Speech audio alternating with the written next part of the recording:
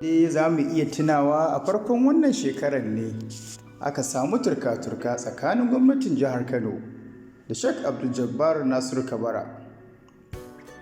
Sheikh Abdul Jabbar ana zarginsa da maganganu wanda za su iya kawo rudani a cikin addinin Musulunci. Kwatsam kuma gwamnatin jihar Kano ta sanar da ranar da za a yi mukabala tsakanin Sheikh Abdul Jabbar da wasu malamai a wannan jiha tamu ta Kano mai albarka. Gwamnatin ta Kano ta sanar da cewa za a tafka muƙabalar tsakanin Malam Abdul Jabbar Nasiru Kabara da wasu malaman jihar a ranar Asabar 10 ga watan Yuli a jihar Kano.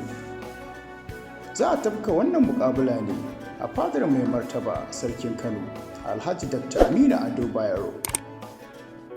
To, ma gani dai wai an binne tsohuwa da ranta. To muna so a ƙarshe dai ka danna mana subscribe a wannan channel ɗin tamu. Idan kuma ka subscribe tun a baya, muna so kai like kai share bidiyon mu. Don haka yana ba mu ƙwarin gwiwar tura maka bidiyo masu muhimmanci irin wannan. Mun gode.